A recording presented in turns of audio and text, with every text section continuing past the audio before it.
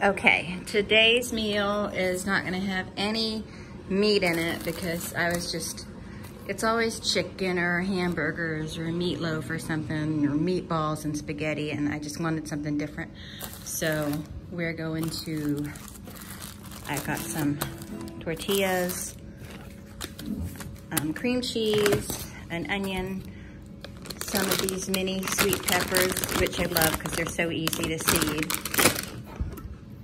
and some green chili enchilada sauce. You can use any kind of sauce you want, and then shredded cheese.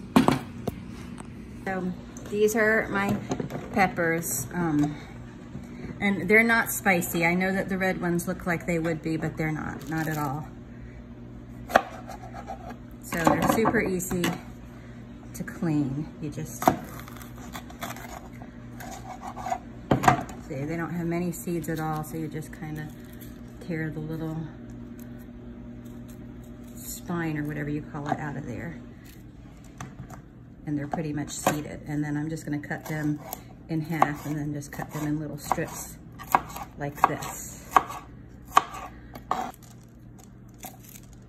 The different colors don't taste different, like red bell pepper and green bell pepper.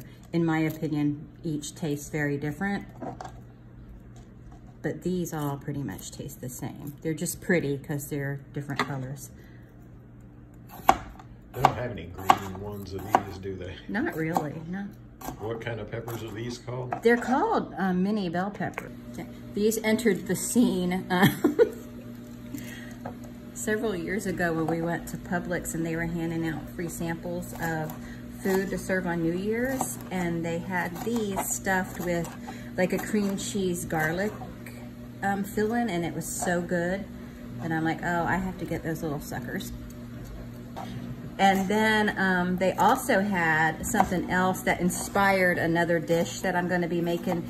I'm gonna be doing a video of sides, and it's this black eyed pea dish. Now, what they did with it at Publix when they were doing the New Year's food thing is they basically said it was, what was it, black eyed pea salsa, Eric?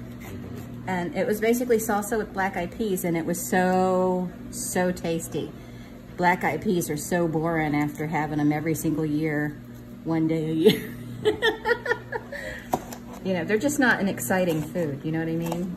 But with the cilantro and red onion and lime and some salt and pepper, a little bit of spice, just a tiny bit of spice. It's really, really good. But I'm going to do a similar thing, but it's gonna be a hot dish. It's gonna be a side dish. Remember when Mrs. Crowcombe said onions were for poor people? No, I don't remember that. Yeah, she said onions were like, that's what poor people ate. And I'm like, well, poor rich people, they don't get the deliciousness of the flavor onions have to offer.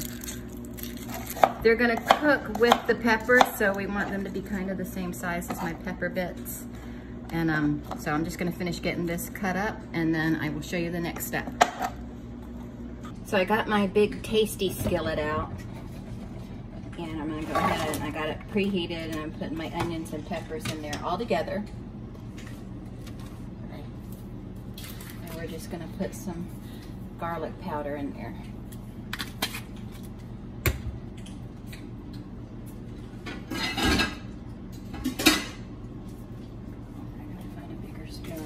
And then we're just gonna let these saute till they become translucent. And if they get a little charred, that's fine. So it's going, you can hear it. We're gonna go, uh-oh. So that's butter. I'm just putting about, what would you say, about two teaspoons, almost a tablespoon of butter, just because that's gonna help get them looking a little more charred. And I just want to flip them around with the butter to get them evenly coated. Okay, so now that it's done, I'm sorry, I was talking to Eric, because he doesn't care for cream cheese, but I mean, you're okay with it like as an ingredient, right? Yeah. Okay, so I'm putting a block of cream cheese, and I'm not really sure how much this is. It's like one package, it's like 8 ounces. And I'm gonna lower the heat, and we're just gonna kind of just melt this all together. What this does is this helps the filling be creamy and helps the cheese melt more smoothly. Because if I added like heavy cream or milk or something, it would make it too liquidous. But this way it'll still be a nice thick, creamy filling. Okay. Now cream cheese doesn't have a ton of flavor, so we're gonna add just a little bit of salt and a little bit of black pepper. And that garlic powder is already in there, and we're just gonna mix that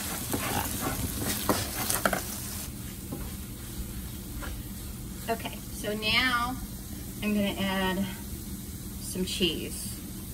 Not all the cheese, because some of the cheese is going to be put on top of it, like inside the wrap, and also after it's done, almost done baking.